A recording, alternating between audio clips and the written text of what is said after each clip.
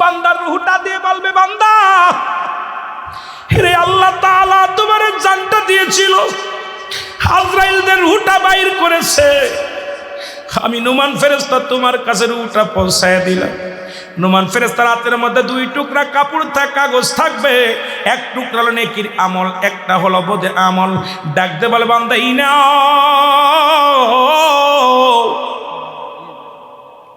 তুমি 50 বছর 60 বছর 80 বছরের জিন্দেগি রে বান্দা, কত অন্যায় করেছ বান্দারে, তুমি সারা জীবন তুমি কি করেছ, তুমি 80 বছরের জিন্দেগি এইলাও। বান্দা হাতের মধ্যে নিয়া দেখবে শুধু আমল আর আমল। বান্দা বল, ফেরেশতা নুমান ফেরেশতা ডাকতে বল, বান্দা লিখে দাও। আমি কলম পাবো কই? বলে, বান্দারে কলম তোমার ডান হাতের শাহাদাত আঙ্গুল মোবারক। এ মুসলমান, এই আঙ্গুলটা চুন খার আঙ্গুল না। আমার দেশে অনেক আলেমরাও ভুল করে, আঙ্গুলের মাথায় চুন লাগায়। এর কবরের ভিতরে আঙ্গুলটা হবে তোমার কলম। বলতেছিলাম যে গুনার কথাগুলো আজকে বাংলাদেশের অলিগলির মধ্যে গুনাহ, হাতের জিনা, পায়ের জিনা, চোখের জিনা। আর এই পর্দার বিধান না মানার কারণে বাবার সন্তান এখন বাপ মায়ের গর্ভে চলে যায়। সবচেয়ে দুঃখজনক ব্যাপার হলো পর্দার বিধান নাই। মুখে মুখে বলি পর্দা, মুখে মুখে শরিয়াতের ওয়াজ করি, অন্তরের ভিতরে শরিয়াত নাই। শরিয়াত তরিকত হাকিকত মারিফাত, আগুন পানি মাটি বাতাস, ইসলাম ইমান এহসান কালেমা নামাজ রোজা হজ যাকাত, জোরে জোরে চিল্লায় বলা যাবে না মারহাবা। তাহলে বলতেছিলাম যেটা আল্লামা কুতুবী রাহমাতুল্লাহ বায়ান করে, বান্দা এত গুনাহ পর যখন রিয়াজুল জান্নাত বেহেশতের বাগানে এসে তওবা করল, গুনাহ কবরের ভয়ে, জাহান্নামের ভয়ে, বান্দা যখন খাস তওবা করে আল্লাহ বলে ডাক দেয়, আমার আল্লাহ জীবনের দরিয়া দরিয়া গুনাহগুলো মাফ করে দেয়। জোরে বলেন মারহাবা। আর একটু জোরে বলেন। কিয়ামত পর্যন্ত কোনো নবী আইব না,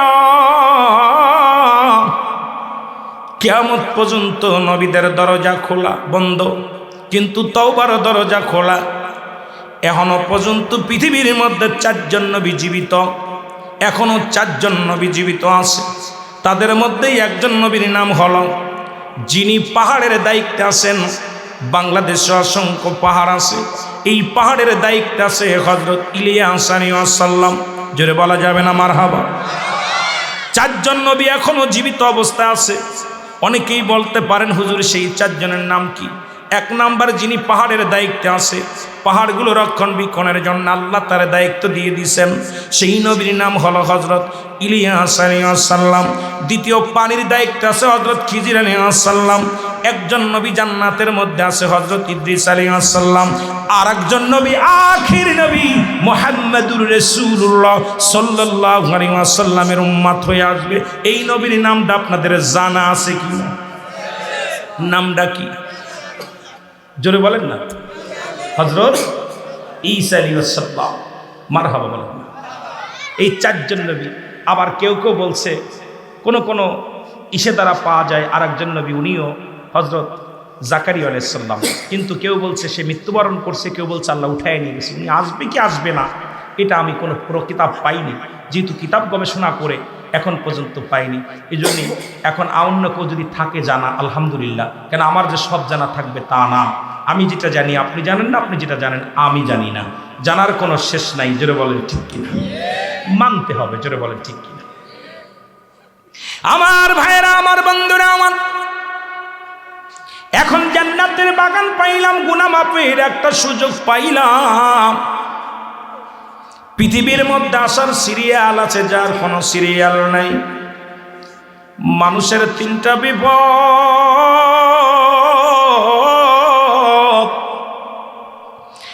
1 নম্বর হলো মানুষের মরণ,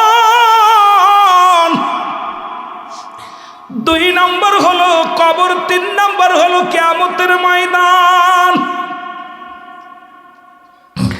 3 তিনটে বিপদ পৃথিবীর মধ্যে আসার একটা সিরিয়াল আছে, যাওয়ার কোনো সিরিয়াল নাই। দেখা যায় বাবা জিন্দা সন্তান নাই, দাদা জিন্দা নাতি নাই, দাদার কাঁধে নাতির লাশ, বাবার কাঁধে সন্তানের লাশ, ভাইয়ের কাঁধে ভাইয়ের লাশ। এই পৃথিবীর মধ্যে লাশ বহনকারী গাড়ি জানে লাশটা কত ভারী।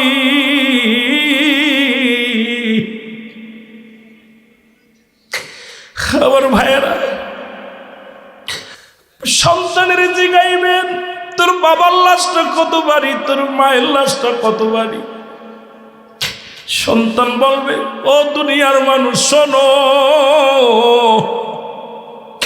এই সারা পৃথিবী আমার কাঁধে দিলে এত ভালো লাগতো না। আমার বাবার লাশটা যখন কাঁধে নিলাম, আমি গোলাম পালা উঠাইতে পারি না। সন্তানের লাশ বাবার কাঁধে, বাবার লাশ সন্তানের কাঁধে। দুইটা টাইমে মানুষের মরণ হয়, একটা হলো রাতের বেলা, একটা হলো দিনের বেলা। এ মুসলমান, গভীর মনোযোগ।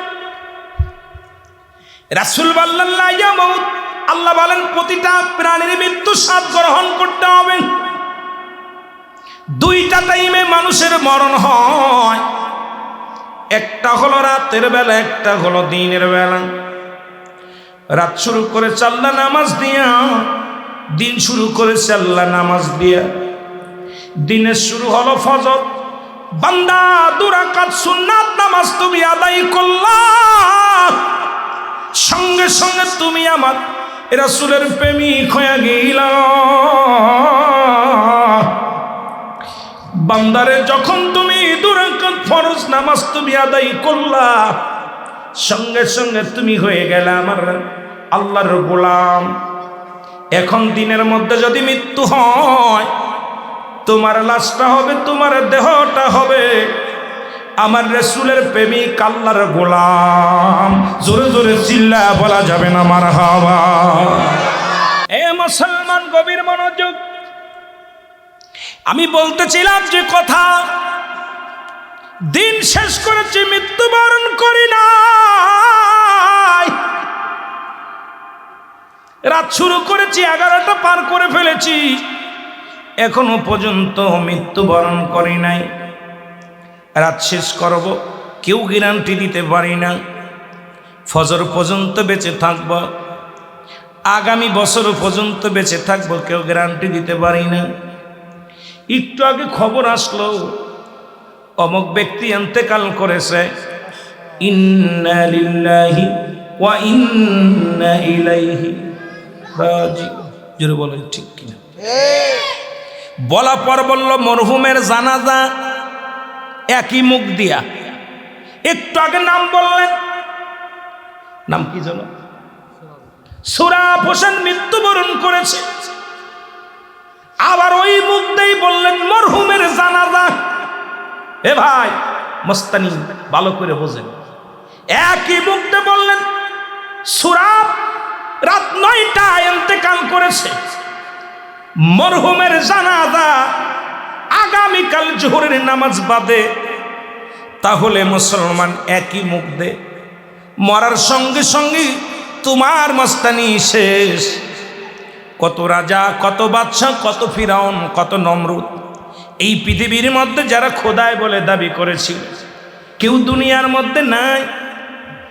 এ মুসলমান, যারা এই এলাকার মধ্যে যারা প্রতাপশালী এলাকার লোক ছিল, এই জমিনের মধ্যে আলোয়া যুবক, এই যুবক এই এলাকার মধ্যে কত টাকাওয়ালা মানুষ, কত বাড়িওয়ালা মানুষ ছিল, যারা কবরে চলে গেছে। অনেকের কবর উপর দিয়ে কুকুর শেলে পায়খানা করে, অনেকের কবরের উপর দিয়ে কুত্তা শেলে পায়খানা করে, অনেকের কবর উপর দিয়ে গরু ছাগলে ঘাস খায়। কবর থেকে খেদানোর মতো ক্ষমতা আল্লাহ দেয় নাই। এই তো তোমার মস্তানি, এই তো তোমার গায়ের জোর, এই তো তোমার সম্পদের জোর, এই তো তোমার রক্তের জোর। কারণ তোমার এই ক্ষমতা আমার আল্লাহ দিবে না। কার জন্য তুমি সুদ খাও, কার জন্য তুমি ঘুষ খাও, কার জন্য জিনা করো, কার জন্য ব্যভিচার করো, কার জন্য মস্তানি করো গো বন্ধু, কার জন্য অন্যায় করো গো, কার জন্য নামাজ ছেড়ে দিলাও? এই দুনিয়ার সম্পদের পাহাড় গড়লাও, এই দুনিয়ার সম্পদ খাবে লোকে, তোমার দেহটা খাবে পোকে। আল্লামা মুফতি আমজাদ আলী সাহেব কিতাব লিখলেন, কিতাবের নাম বাহারে শরিয়াত। এই কিতাবের মধ্যে লিখতে যা বললেন, দুনিয়ার মানুষ শোনো, মৃত্যুর যন্ত্রণা 70টা তাজা উটের গায়ের চামড়া জবাই না করিয়া উল্টো দিকে টান দিয়া লবণ আর মরিচ লাগায় দিলে যতটুক যন্ত্রণা হয়, এর চাইতে 70 গুণ যন্ত্রণা হলো একটা সাধারণ মৃত্যু। এখন আমরা যারা মরণকালে পায়খানা করে দিই, মরণকালে যারা প্রস্রাব করে দিই, মরণের সময় দেখা যায় অনেকের জিহ্বাও বড় হয়ে গেছে রে। মরণের সময় অনেকের দেখি রে চোখ দুটি বড় বড় হয়ে গেছে, একটা অঙ্গ পড়ে গেছে। কত মানুষের গোসল করাইলাম, কত মানুষের দাপন করাইলাম, কাপন পরাইলাম। আল্লাহ,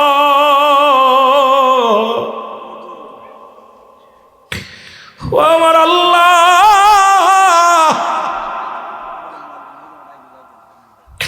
এই মৃত্যু যন্ত্রণা যদি এত সহজ, মৃত্যুর যদি এত কঠিন হয়, যাদের তুমি কষ্ট দিয়া মৃত্যু ঘটাও, তাদের মৃত্যুটা কত কঠিন হয় রে বাবা।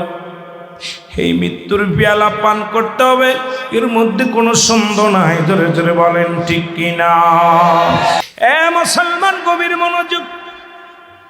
মুমিনের মৃত্যু হয়, যিনি মুমিন মৃত্যু হয়, মুমিনের মৃত্যু হয় অতি আসানে। আটা সেনি যায় খামির বানায়, এই খামিরের মধ্যে যদি একটা চুল পড়ে, এই চুলটা যদি খামিরের ভিতর থেকে টান দিয়ে বাইর করা হয়, এই খামিরে যেমন টের পায় না, অনাসে বাইর হয়ে যায়। মুমিনের মৃত্যুটা ঠিক কেমনে হয়? আজরাইল আলাইহিস সালাম সবার জান কবজ করার জন্য দুনিয়ার মধ্যে আগমন করে না। আজরাইল আলাইহিস সালাম জান কবজ করে একমাত্র ঈমানদারের জানটা কবজ করে।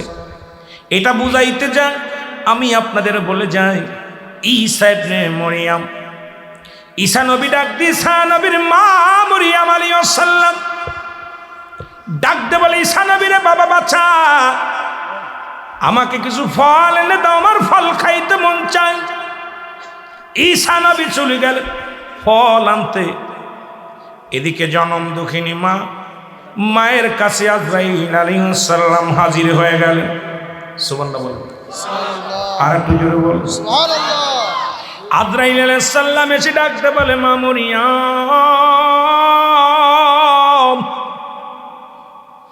ও মরিয়ম, আল্লাহ আমারে পাঠাইছে, এখনই আপনার চলে যেতে হবে, দুনিয়ার মায়া ছেড়ে চলে যেতে হবে। মরিয়ম ডাকতে বলে, আজরাইল,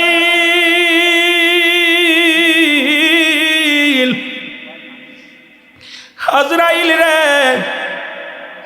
এই মাত্র আমার কলিজার টুকরা সন্তান, আমার কলিজার টুকরা সন্তান গেছে আমার জন্য ফল আনতে।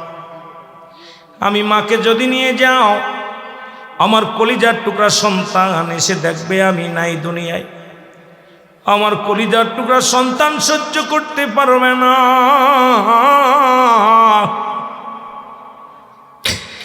আমাকে একটু সময় দাও, আমার কলিজার টুকরা সন্তান আসো।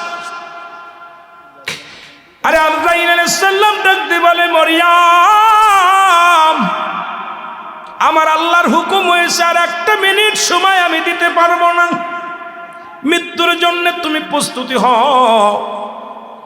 আজকে যারা দুনিয়া থেকে চলে গেল, তাদেরও তো শখ ছিল মাহফিল শোনার, কিন্তু আল্লাহ তাদের শোনার তৌফিক দেন নাই।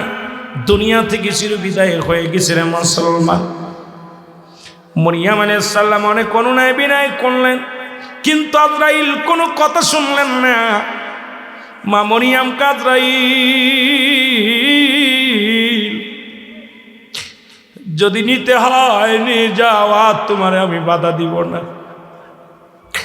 আজরাইল আলাইহিস সালাম মরিয়ম আলাইহিস সালামের রূহটা নিয়ে গেলেন। হযরত ঈসা নবী ঈসা আলাইহিস সালাম ফিরে এসে দেখে মা ঘুমায় আছে। মা ডিস্টার্ব করে না, দাঁড়ায় আছে অনেকক্ষণ পরে। ঈসা নবী চিন্তা করে, জনম দুঃখিনী মা, আমার মা ঘুমাইছে। ও মুসলমান শুনে নাও, আমার মা হয়তো ঘুমায় গেছে, ডাক দেওয়া যাবে না। আবার চিন্তা করে, আমি তো আমার মা তো ঘুমাইলে, আমি আসলে তো কোনোদিন ঘুমাই নাই, আমার মায়ে কেন এমনি ঘুমাইলো? যা ডাক দিছে মা।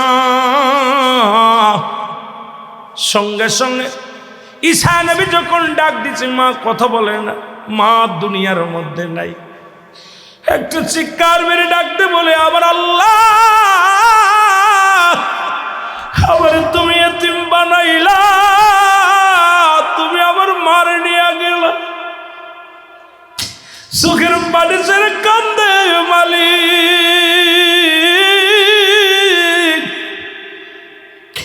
তুমি আমার মারে দুনিয়া থেকে নিয়ে গেলা। আল্লাহ, আমার মায়ে যে ফল খাইতে চাইল, আমি ফল আনলাম, খাওয়াইতে পারলাম না। ডাকতে বলে, আল্লাহ তুমি আমাকে একটু শক্তি দাও, আমার মার সঙ্গে কিছু কথা বলতে চাই। ঈসা আলাইহিস সালাম মায়ের লাশের পাশে যাইয়া ডাকতে বলে, মা মা। যখন একটা ডাক দিছে, মা লাফ দিয়ে উঠা গেছে। ডাকতে বলে, জনম দুঃখিনী মা, তুমি আমার এতিম বানায়া চলে গেলা গো মা। মা বলে, বাজারে তুমি আইসো, ফল নিয়ে আইসো। কই মা গো, ফল আমি আনছি, কিন্তু তুমি আর খাইতে পারবা না, কারণ দুনিয়ার ফল আর তোমার কপালে নাই গো মা। তোমার আল্লাহ বিদায় করে দিছে, আজরাইল আলাইহিস সালাম তোমাকে নিয়ে গেছে গো মা। আমি জানতে চাই তোমার সাথে আজরাইল কি ব্যবহার করেছে, আমি একটু জানার জন্য তোমারে জাগাইছি গো মা। আল্লাহর হুকুম, আল্লাহর কাছ থেকে হুকুম নিয়ে মরিয়ম আলাইহিস সালাম বলে, ও বাবা ঈসা রে, এই দুনিয়ার বুকে তোকে আনতে যা যত যন্ত্রণা, যত কষ্ট পেয়েছিলাম, তার চাইতে হাজার হাজার গুণ বেশি কষ্ট হয়েছে আমার। বাবার রুহটা বাইরে গেছে, আমার কলিজার মধ্যে যন্ত্রণা, গায়ের মধ্যে যন্ত্রণা। আমার আল্লাহ ডাকতে বলে, আজরাইল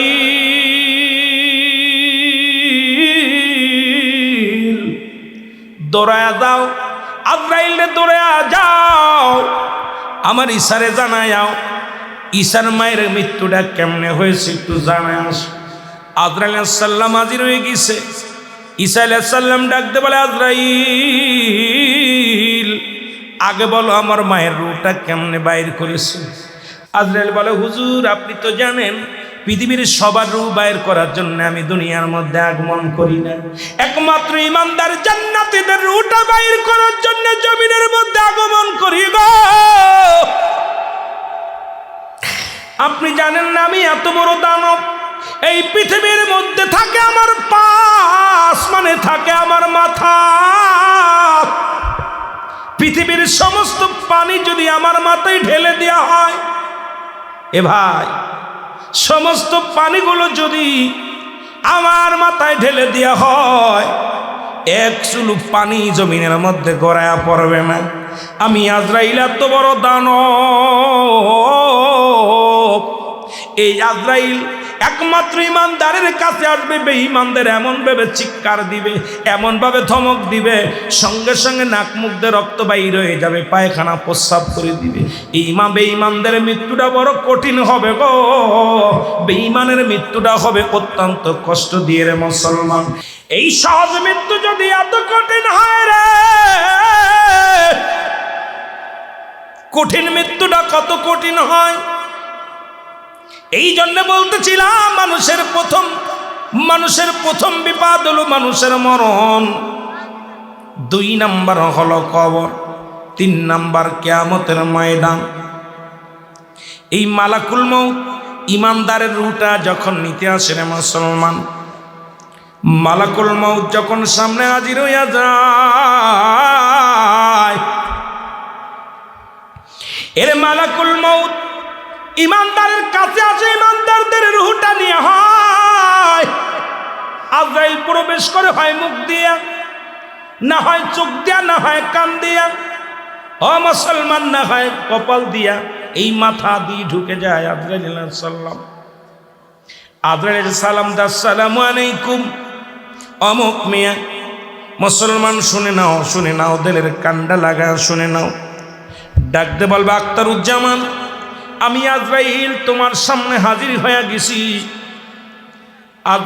আজরাইল যখন বলা পরে ডাকতে বলবে আখতারুজ্জামান, আজরাইল রে শোনো, তুমি আমার রুহটা নিবা? বলে হ্যাঁ, তোমার রুহটা নেওয়ার জন্য আসছি। কোন জায়গা দিয়ে ঢুকবা? আমি ঢুকবো তোমার মাথা দিয়া রুহটা বাইর করবো।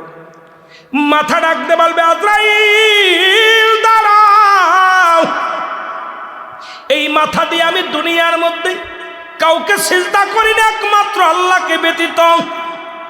এই মাথা আমি কোথাও নত করি নাই, একমাত্র গোলামি করেছি আমার আল্লাহ। আল্লাহ বলেছিল কুল হুয়াল্লাহু আহাদ আল্লাহুস সামাদ লাম ইয়ালিদ ওয়া লাম ইউলাদ ওয়া লাম ইয়াকুল লাহু কুফুয়ান আহাদ। জোরে জোরে চিল্লায় বলা যাবে না মারহাবা। আল্লাহ বলে বান্দারে আমি আল্লাহ এক। কয়জন আল্লাহ? জোরে বলেন। আল্লাহ বলে হাবিব আপনাদের জানা দেন আমি আল্লাহ এক, আমার কোনো দ্বিতীয় নাই। পৃথিবীর মধ্যে কাউকে জন্ম দিই নাই, কারো থেকে জন্ম নিই নাই। পৃথিবীর মধ্যে এই জন্যে স্রষ্টার কোনো মৃত্যু নাই, সৃষ্টির মৃত্যু আছে, ঠিক কিনা? স্রষ্টা যিনি তিনি হলো আমার আল্লাহ। সৃষ্টি হলো কুল কায়নাত, মাখলুকাত গুলো সবার মৃত্যু ঘটে যাবে রে মুসলমান।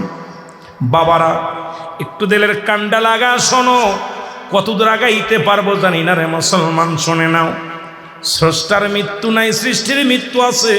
এই দুনিয়ার মায়া ছেড়ে চলে যেতে হবে। যে কথাটা বলতেছিলাম, এই দুনিয়ার মধ্যে আমি একমাত্র আল্লাহরে সিজদা করেছি, মাথা নোয়া দিছি আল্লাহু আকবার সুবহান রাব্বিল আলা। আমি আল্লাহ একমাত্র নত হয়েছি আল্লাহর দরবারে। আল্লাহ, আমি সিজদার মধ্যে মাথা ঢুকায়া দিয়া এই পৃথিবীর মধ্যে একমাত্র সিজদা করেছি আপনারে, কোন পৃথিবীর অন্য কারণ নয়। আমার এই মাথা দিয়ে আমি আপনারে ঢুকতে দিতে পারি না। আজরাইল দাঁড়াও, ইমানদারের পারের কথা শুনে নাও, বেঈমানদের কথা একটু পরে যেতেছে এই মস্তানগুলোর পার। আজকে মুসলমান শুনে না, ইমানদার আর বেঈমান যারা জাহান্নামীরা এবং জান্নাতি, জাহান্নামীদের জন্য আল্লাহ খুলে রাখছে 7টা জাহান্নাম। আল্লাহ বলেন বিসমিল্লাহির রহমানির রহিম উইদ্দাতু লিল কাফিরিন। জোরে জোরে চিল্লায়া বলা যাবে না আল্লাহু আকবার। আল্লাহ বলেন জাহান্নামীদের জন্য একটা নয়, দুটি নয়, 7টা জাহান্নাম প্রস্তুতি করে রাখছি। কয়টা? কিডা কিডা যাবেন একটু হাত তোলেন দেখি, দি কিডা কিডা যেতে চান? এ মুসলমান শুনে নাও, ডাকতে বলবেন আমি এ আজরাইল। যখন আজান পড়ে যেত আমি মসজিদে যা সিজদায় লুটায়া পড়তাম। স্বামীর বাড়িতে কাজের ব্যস্ততার মধ্যেও আমি অজু করে নামাজে দাঁড়াইছি, আমি আল্লাহর দরবারে সিজদা দিয়েছি। সিজদা দিয়ে মাথা নোয়া নোয়া আমার মাওলার দরবারে আমি কেঁদেছি। সুতরাং আমার মাথা দিয়ে তোমার আমি ঢুকতে দিতে পারি না। আজরাইল দাঁড়াও। আজরাইল চলে যাবে, চোখের কাছে চোখ বলবে আজরাইল দাঁড়াও। এই চোখ দিয়ে আমি বেগানা মহিলা দেখি নাই, এই চোখ দিয়ে কোনোদিন আমি এই চোখ দিয়ে কোনোদিন সিনেমা দেখি নাই, এই চোখ দিয়ে কোনোদিন হারাম কাজের দিকে নজর দিই নাই। আমার এই চোখ দিয়ে কোরআন দেখেছি, আমার এই চোখ দিয়ে আল্লাহর আলেম ওলামা দেখেছি, এই চোখ দিয়ে আমি মা বাবারে মায়া নজরে তাকায়া দেখছি। আমার মা যখন ডাক দিত, বাবা যখন ডাক দিত, আমার এই চোখটা নমনীয় করে মায়ের দিকে তাকাইতাম। কারণ আমার মাকে দেখিয়া প্রাণ জুড়াইতাম, বাবারে দেখিয়া প্রাণ জুড়াইতাম। আমার এই চোখটা দেখে দেখে মসজিদে যাইতাম, আমার এই চোখ দিয়া দেখে ভালো হারাম হালাল বেছে বেছে চলতাম। সুতরাং আমার এই চোখ দিয়ে তোমার ঢুকতে দিতে পারি না। আজরাইল চলে যাও। চলে যাবে আজরাইল কোথায়? কানের কাছে কান বলবে আজরাইল দাঁড়াও, আমার এই কান দিয়ে তোমার ঢুকতে দিতে পারি না। আমার এই কান দিয়ে আমি আজান শুনেছি, এই কান দিয়ে আমি কোরআন পড়া শুনেছি, এই কান দিয়ে যখন উলামা ইকরাম আলোচনা করত আমি এই কান দিয়ে শুনেছি, আমার এই কান দিয়ে আমি আজানের ধ্বনিগুলো শুনেছি, এই কান দিয়ে আমি তোমার ঢুকতে দিতে পারি না। আজরাইল চলে যাবে মুখের কাছে, মুখ বলবে আজরাইল দাঁড়াও, জীবনে আমার মুখ দিয়ে একটা সিগারেট টান দিই নাই, আমার এই মুখ দিয়ে কোনোদিন গাঁজাই টান দিই নাই, আমার এই মুখ দিয়ে কোনোদিন বিড়িতে টান দিই নাই, আমার এই মুখ দিয়ে কোনোদিন কাউকে গালি দিই নাই, আমার এই মুখ দিয়ে কোনোদিন হারাম জিনিস ভক্ষণ করি নাই, আমার এই মুখ দিয়ে কাউকে কষ্ট দিই নাই, আমার এই মুখ দিয়া আমার এই মুখ দিয়ে রাসূলের দুরূদ পড়েছি, এই মুখ দিয়ে আমি আমার মা বাবারে ডেকেছি, এই মুখ দিয়ে আমি কোরআন পড়েছি, এই মুখ দিয়ে আমি জিকিরি করেছি, এই মুখ দিয়ে আমি তোমার ঢুকতে দিতে পারি না। আজরাইল চলে যাবে কোথায়? মুসলমান শোনো, হাতের কাছে হাত বলবে আজরাইল দাঁড়াও, আমার এই হাত দিয়ে আমি দান দেয়ান করেছি, জীবনে এই হাত দিয়ে গানের প্যান্ডেলের টাকা দিই নাই, এই জীবনে এই হাত দিয়া কোনদিন মদের প্যান্ডেলের টাকা দিই নাই, আমার এই হাত দিয়ে জীবনে কোনোদিন সিনেমার হলে টাকা দিই নাই, এই হাত দিয়ে কোনো বেগানা মহিলার হাত আমি ধরি নাই, কোনোদিন কোনো বেগানার পুরুষের হাত ধরি নাই, একমাত্র এই হাতটা ব্যবহার করেছি আল্লাহর দিনের জন্য গো, হকের পথে আমার এই হাতটা ব্যবহার করেছি, এই হাত দিয়ে আমি তোমার ঢুকতে দিতে পারি না রে, এই হাতে আমি কোনোদিন আমি অন্যায় করি নাই, এই হাতে কোনোদিন সুদের কারবার করি নাই, ঘুষের কারবার করি নাই, আমার এই হাত দিয়ে তোমার ঢুকতে দিতে পারি না। আজরাইল চলে যাবে পায়ের কাছে পা বলবে আজরাইল দাঁড়াও, আমার এই পাও দিয়া কোনোদিন সিনেমার হলের দিকে যাই নাই, আমার এই পা দিয়ে কোনোদিন বা যাত্রা গান শুনতে যাই নাই, আমার এই পা দিয়ে হেঁটে হেঁটে মসজিদে যাইতাম, আমার এই পা দিয়ে হেঁটে হেঁটে আমি নামাজে যাইতাম, আমার এই পা দিয়ে হেঁটে হেঁটে ওয়াজ নসিহত শুনতে যাইতাম, আমার এই পা দিয়ে কোনোদিন খারাপ দিকে পাটা বাড়াই নাই, কত বন্ধু বান্ধব কত নিশার জন্য ডাকতো, আমি তাদের পাশ পাশ যাইতাম না, অন্যায় কাজে লিপ্ত হতাম না, আমার এই পা দিয়ে ঢুকতে দিব না। আজরাইল দাঁড়াই থাকবে সব জায়গা থেকে, যখন ঢুকতে না পারিয়া আজরাইল একটা একটু দাঁড়ায় থাকবে, মনে কষ্ট নিয়ে দাঁড়ায় আছে, আমার আল্লাহ ডাক দে বলবে আজরাইল,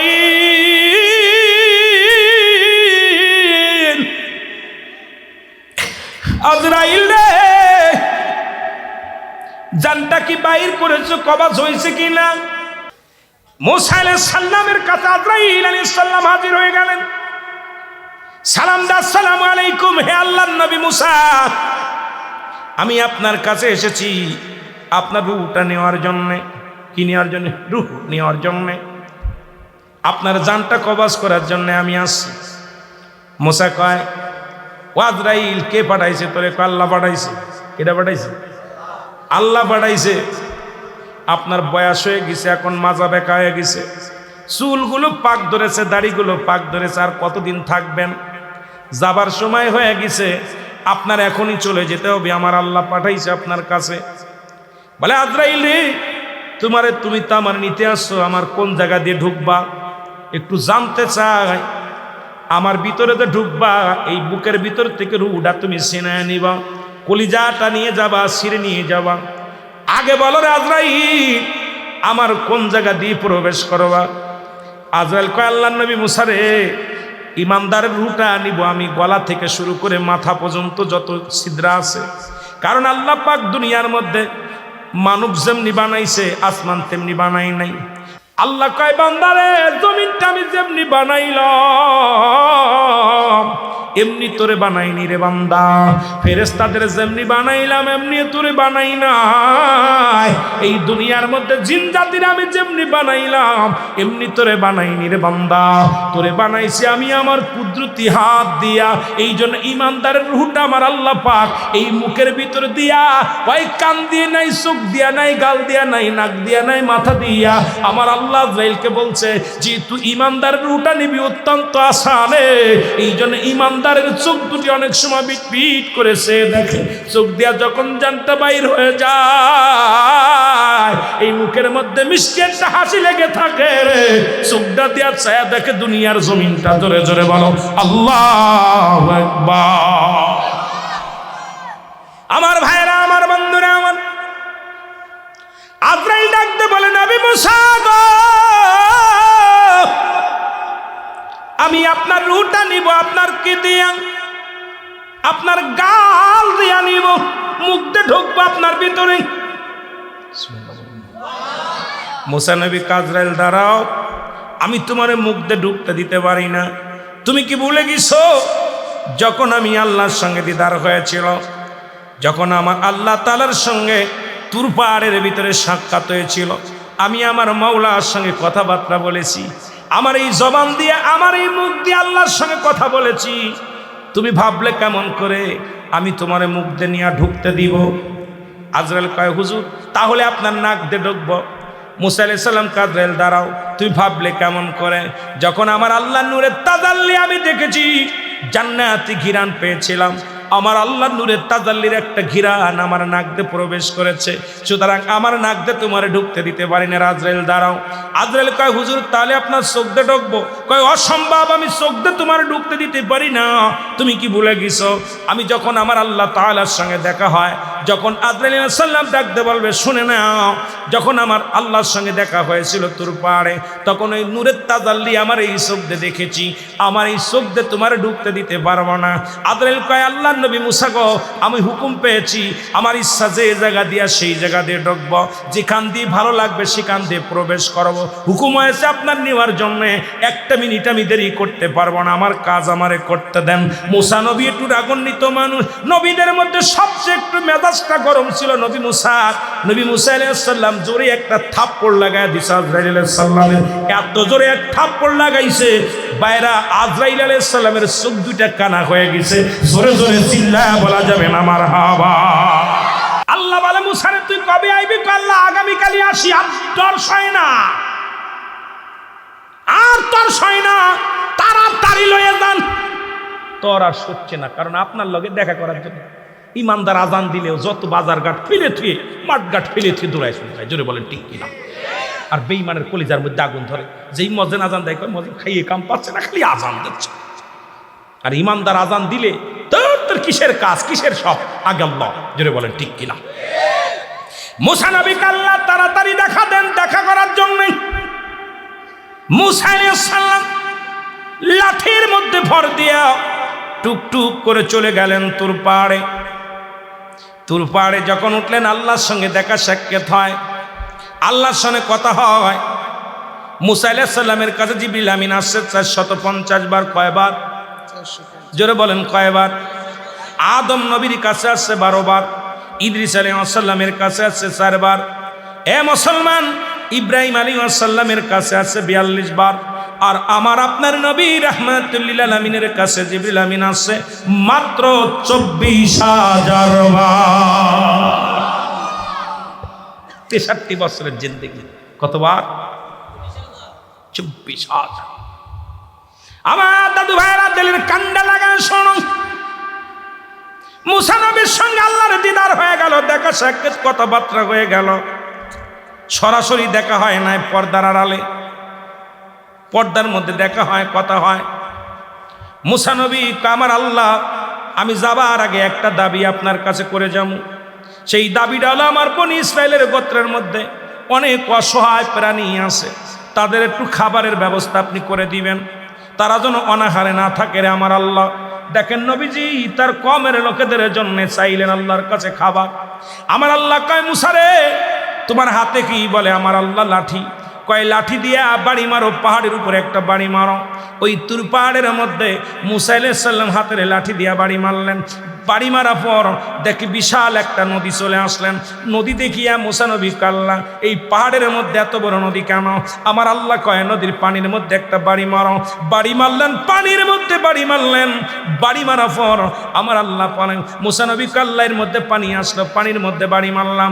পানির মধ্যে থেকে বিশাল একটা পাথর ভেসে আসলো। আল্লাহ রাব্বুল আলামিনের কাছে ডাক দে বলে, আমার আল্লাহ এই পানির মধ্যে এত বড় পাথর কি আশ্চর্যজনক। আমার আল্লাহ কয় পাথরের মধ্যে বাড়ি মারো। পাথরের মধ্যে যখন বাড়ি মারলেন, পাথরের ভিতরে থেকে একটা তাজা হরিণ বাইরে আসলো। জোরে জোরে চিল্লায় বলা যাবে না মারহাবা। পাথরের ভিতরে হরিণ, হরিণের মুখে তাজা ঘাস, হরিণের মুখে তাজা ঘাস। মুসা নবী আশ্চর্য হয়ে গেলেন। পাহাড়ের মধ্যে নদী, নদীর মধ্যে পাথর, পাথরের মধ্যে হরিণ।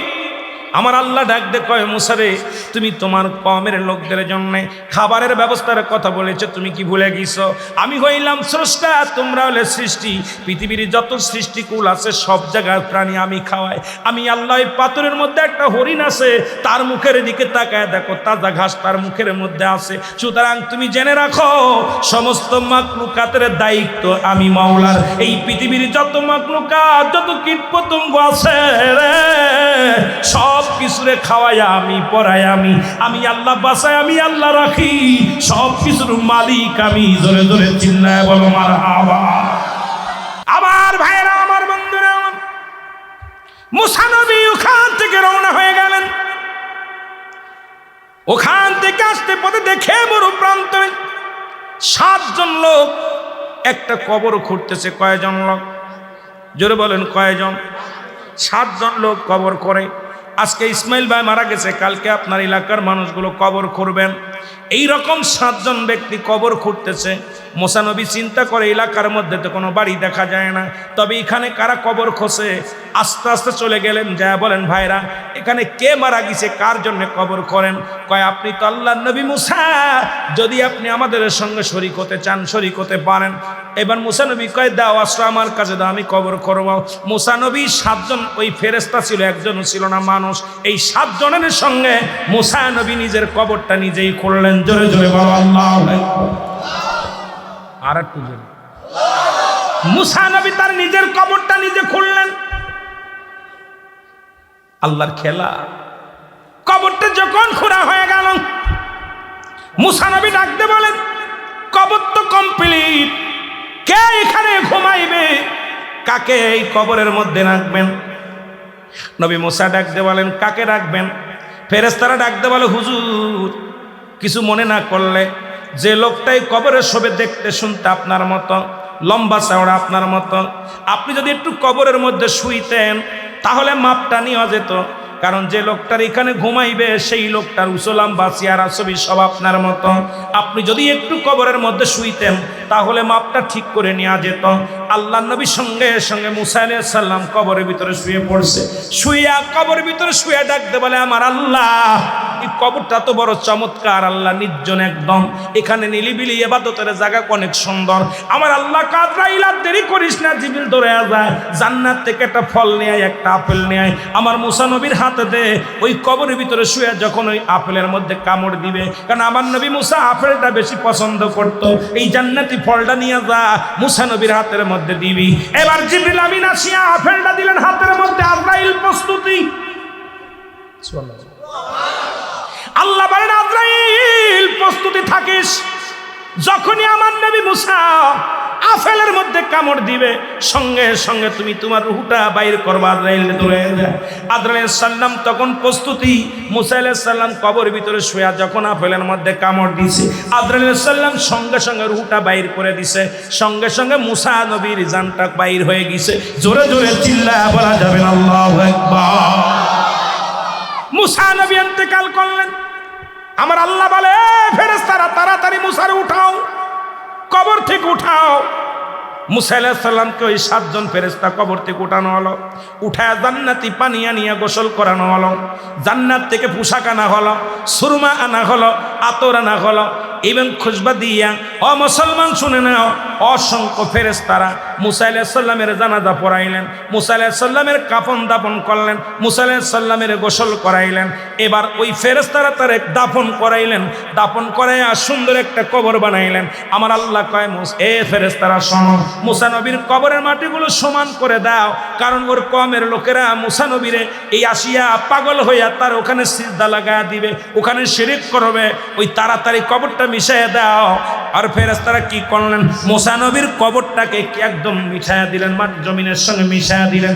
মুসলমান শোনে নাও, আজও পর্যন্ত মুসা নবীর কবরটা কোথায় অনেক হাজি ভাইয়েরা খুঁজে পায় নাই। তবে বাদার আন্দাজের পর যে মুসা নবী এই পথ দিয়ে যাইতো, কোথায় তুর পারে আল্লাহর সঙ্গে কথা বলার জন্য যাইতো, নিশ্চিত আশাবাদ যাওয়ার পথে মুসা নবী কোথায় গায়েব হয়ে গেছে। একটা আলো আন্দাজের পর বিশাল একটা কবরের আকৃতি করে সেখানে ভালো করে ঘিরে রাখছে পাথর দিয়া। মুসলমান শুনে নাও, সুতরাং মুসা নবীরও মৃত্যুবরণ করা লাগছে।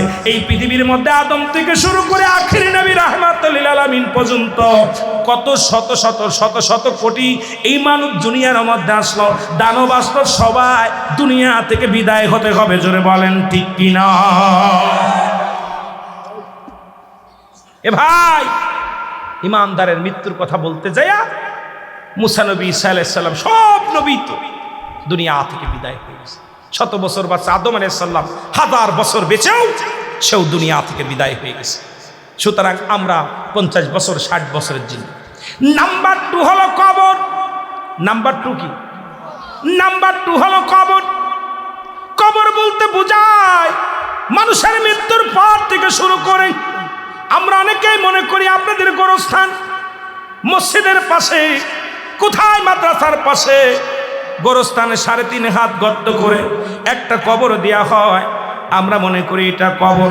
না রে বাজান না, কবর বলতে বোঝায় মানুষের মৃত্যুর পর থেকে শুরু করে কিয়ামত পর্যন্ত জগৎটাকে বলা হয় কবরের জগৎ। যখন মানুষ মারা যায় সঙ্গে সঙ্গে মুসলমান একজন ফেরেশতা আসে কাফন দাফন করার পর। এই ফেরেশতার নাম হলো নুমান ফেরেশতা। নুমান ফেরেশতা আসিয়া জায়গায় অনেক লম্বা আলোচনা। বাবারা তাড়াতাড়ি আলোচনার মধ্যে ডুব দিছি, মুসলমান শুনে নাও। একটা কথা বলেই তো আলোচনা শেষ করতে পারি না। এই 3টা বিষয় নিয়ে শুধু মৃত্যুর ভিতরে যদি থাকতাম তাহলে হয়তো আলোচনা শেষ করা যেত। এরকম 2-4 রাত কেটে যাবে শুধু মৃত্যুর কথা বলতে যাই। মৃত্যুর কোনো আপটোড আলোচনা নাই। মরণের পেয়ালা পান করতে হবে, এর মধ্যে কোনো সন্দেহ নাই। কারণ মরণের বিপরীত কিছু নাই। হয় কয় ইন্তেকাল করেছে, না হয় মরেছে, নাই কয় স্বর্গে গেছে, নাই নরকে গেছে। মুসলমান শুনে নাও, যক্ষা পেয়েছে, এক একজন এক এক কথা। অক্ষা পেয়েছে, অক্ষা মানে শুনে নাও মুসলমান, এইরকম এক একজন এক এক কথা বলে। ভাইরা আমার, বন্ধুরা আমার, শোনো। দ্বিতীয় নাম্বার হলো আমাদের কবর। এই কবরের ভিতরে আমাদের মনকার নেকির ফেরেশতা আসার আগে একজন ফেরেশতা আছে, তার নাম হলো নুমান ফেরেশতা। এই নুমান ফেরেশতা আপনাকে ডাক দিয়ে উঠায় বলবে, বান্দা ওঠো,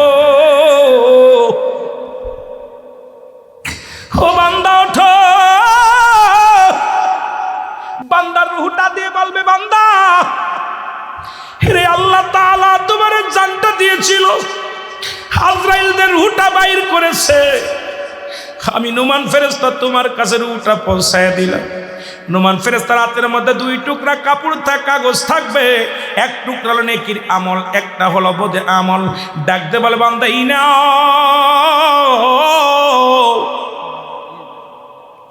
তুমি 50 বছর 60 বছর 80 বছরের জিন্দেগি রে বান্দা, কত অন্যায় করেছ বান্দারে। তুমি সারা জীবন তুমি কি করেছ? তুমি 80 বছরের জিন্দেগি এইলাও। বান্দা হাতের মধ্যে নিয়ে দেখবে শুধু আমল আর আমল।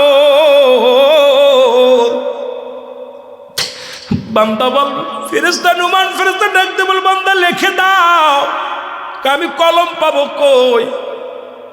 বলে, বান্দারে কলম তোমার ডান হাতের শাহাদত আঙ্গুল মোবারক। এ মুসলমান, এই আঙ্গুলটা চুন খার আঙ্গুল না। আমার দেশে অনেক আলেমরাও ভুল করে, আঙ্গুলের মাথায় চুন লাগায়। এর কবরের ভিতরে আঙ্গুলটা হবে তোমার কলম।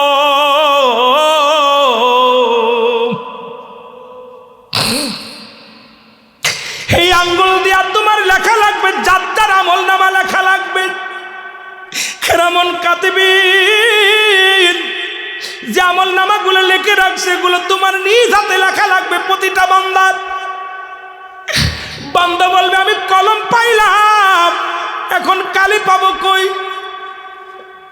ফেরেশতা বল বান্দা কালি তোমার মুখের থুতু মুবারক, এই মুখ দিয়া কত বিড়ি সিগারেট টান দাও, এই মুখ দিয়ে কত হারাম খাও, এই মুখ দিয়ে গালিগালাজ করো, এই মুখ দিয়ে মানুষকে কষ্ট দাও, এই মুখের ভাষা এত খারাপ, এই মুখ দিয়ে মানুষকে ছাড়ি দাও, মুখ দিয়া মানুষকে কষ্ট দাও, এই মুখের থুতু মুবারক হবে তোমার কালি।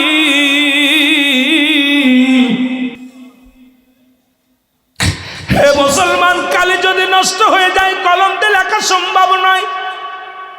আরে মায়ের পেটে থাকতে নাভির সঙ্গে, মায়ের নাভির সঙ্গে তোমার নাভিটা জুড়াইয়া দিছে, ওই কুরক্ত খাওয়ায়া তোমারে 10 মাস 10 দিন লালন পালন করেছে। আজকে দুনিয়ার মধ্যে আইয়া সেই মুখ দিয়ে গাঁজায় টান মারো, বিড়িতে টান মারো, মদের মধ্যে টান মারো, গাঁজার মধ্যে টান মারো, ইয়াবা খাও, ফেন্সিডিল খাও, এই মুখ দিয়ে মানুষকে কষ্ট দাও, মুখ দিয়ে গালি দাও, এই মুখের থুতু মুবারক হবে রে বান্দা তোমার কালি। বান্দা বলবে আমি কালি পাইলাম, এখন কাগজ পাবো কই? ওই 3 টুকরা কাপড়ের কাপড় দেওয়া হবে রে,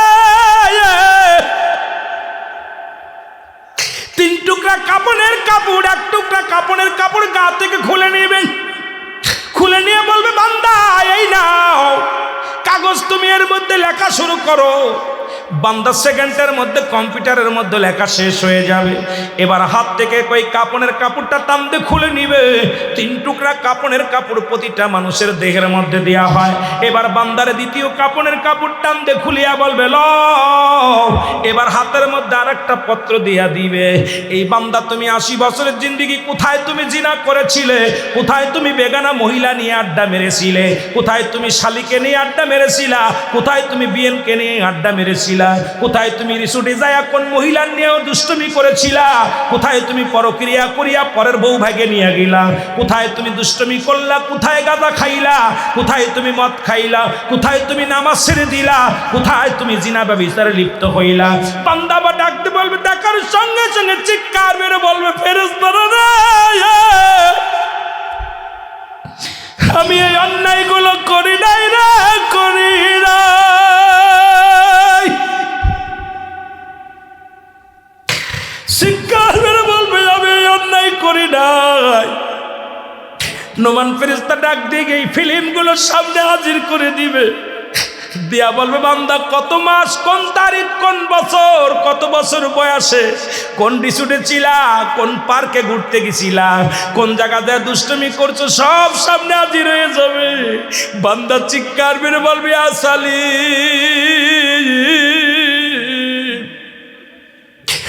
আমাকে তুমি নিরাপত্তা দাও, আল্লাহ তুমি আমাকে নিরাপত্তা দাও।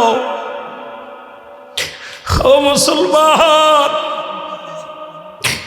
বান্দা লিখতে চাইবে না, ডান পাশের মাটিগুলো বাম দিকে চাপ দিবে, বাম দিকের মাটিগুলো বাম দিকে, ডান দিকে চাপ দিবে, ডান পাশের আড্ডিগুলো বাম দিকে চলে যাবে, বাম দিকের আড্ডিগুলো ডান দিকে চলে যাবে, উপর থেকে চাপ দিবে, নিচের দিকে চাপ দিবে, এক একটা গম্বুজ দিয়া বাড়ি মারবে, শত শত গাছ মাটির নিচেই নেমে যাবে, আবার বান্দারে উঠাইবে। ওই বান্দার কবরের চিৎকার যদি দুনিয়ার কোনো মানুষ যদি একবার শুনতো,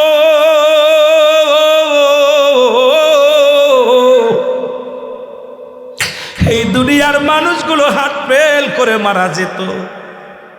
কবরে আযাব হয় একমাত্র পশুতে বুঝতে পারে, আপনি বিশ্বাস না করলেন আগামীকাল আপনার মা বাবার কবরের পাশে একটা গরু বাঁধবেন, এই যে পাশে গোরস্থান আছে, ভালো খাবার দিবেন, ঘাস পাতা দিয়া ভালো খাবার দিয়া একটু চোখের আড়ালে দাঁড়ায় থাকবেন, দেখবেন গরুটা রশি সিরাসিরি করবে, 2 চোখ দিয়া দর করে পানি ছেড়ে দিবে, গরুটা শুধু টালুমালু তাকাইবে, কারণ কবরে আযাব একমাত্র দানব এবং মানব বুঝতে পারে না, তাছাড়া সব প্রাণী বুঝতে পারে কবরে আযাব।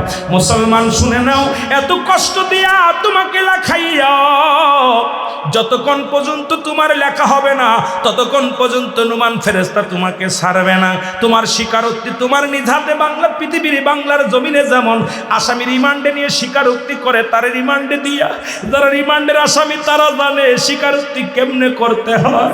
ওই কবরের ভিতরে নোমান ফেরেশতা এমন ভাবে রিমান্ডে দেবে রে, এক একটা আমল তোমার নিজ হাতে লেখায় ছাড়বে। বান্দারে যখন লেখা শেষ হয়ে যাবে, নোমান ফেরেশতা বলবে, আরে বান্দা 50 বছরের জিন্দেগি পাইয়া, 80 বছরের জিন্দেগি পাইয়া, 60 বছরের জিন্দেগি পাইয়া দুনিয়ার মধ্যে বরবাদ করেছে, আমল করো নাই, আমি গুড বাই, আমি চলে গেলাম। মুসলমান, একটু পরে তোমার কবরে আসবে মুনকার নেকির ফেরেশতা আসবে রে মুসলমান। যদি বদ আমল বেশি হয় এটা তার গলার মধ্যে লটকায়া দিবে, ভালো আমল হলেও তার গলার মধ্যে লটকায়া দিবে। মুসলমান, নোমান ফেরেশতা যখন কবর থেকে বিদায় নিবে,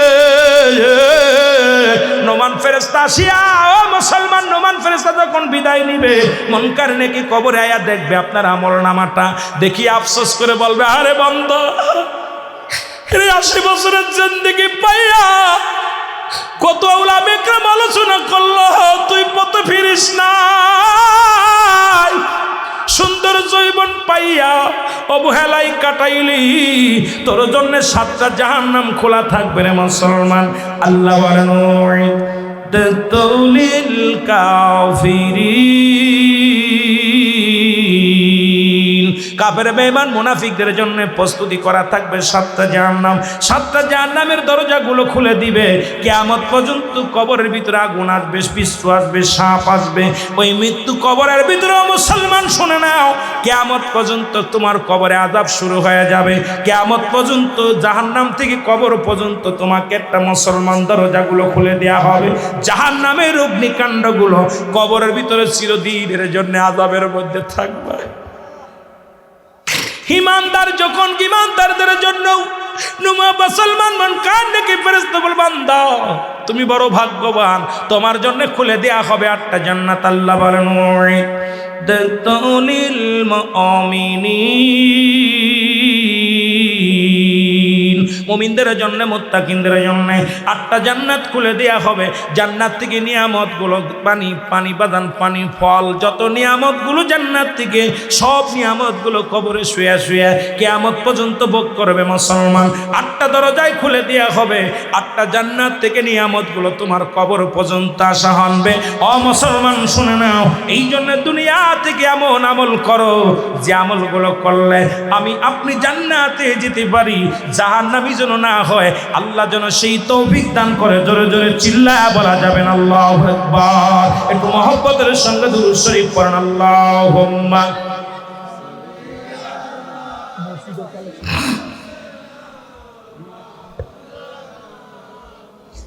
বাজার কেবল গেছি কেবল কবরের মধ্যে, জান্নাত জাহান্নাম পর্যন্ত গেছি। হাসরের ময়দান হবে অতিও কঠিন। আল্লাহ আমাদেরকে দয়া করুন। এই দুনিয়ার সব কিছু থুয়া চলে যাবে, ছাদের বাড়ি, ছাদের ঘর, ফিরাউন, নমরুদ, কারণ যারা খুদাই দাবি করেছিল তারাও চলে গেছে, আপনি আমিও চলে যাব। আল্লাহ আমাদের সবাইকে হায়াতের মধ্যে বরকত দান করুন, ইমানদার না করে যেন কবরে না নেয়। জোরে বলুন আমিন, আরো জোরে বলুন আমিন।